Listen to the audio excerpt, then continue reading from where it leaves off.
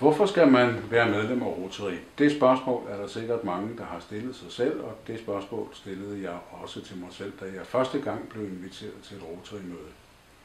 Det var et udmærket møde, men jeg takkede nej. Jeg synes ikke, jeg havde tiden til det. Anden gang, jeg blev inviteret cirka et halvt år senere, var det også et godt møde, men jeg takkede igen nej.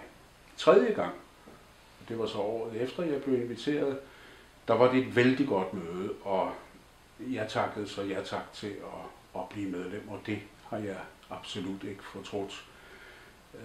Jeg har gået så meget op i det, at jeg har været præsident, og jeg har også haft nogle tillidsposter. Hvad får man så ud af at være medlem af Rotary? Jo, man får et ganske udmærket netværk. Desuden får man flere gode venner og flere gode bekendte.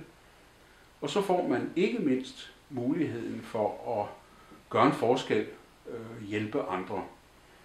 I vores Rotary-klub, Birkerød Rotary-klub, der fik vi for et par år siden muligheden for at få flere hundrede computere, som vi så kunne forære til skolevæsenet i Malawi. Det krævede dog, at vi havde midler til at transportere, for de her computere transporteret.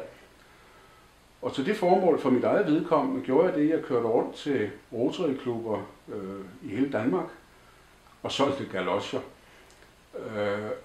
Det var en lidt speciel oplevelse, men det var også en god oplevelse, fordi det var ganske interessant at møde alle disse mennesker og møde den hjælpsomhed, der var.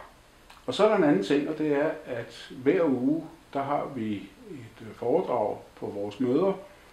Jeg er redaktør i mit civile erhverv, og jeg samler, om jeg så må sige, på viden. Prøver at holde mig orienteret, og kvæg disse foredrag, så får jeg en hel masse input, som jeg ikke ville have fået på anden vis.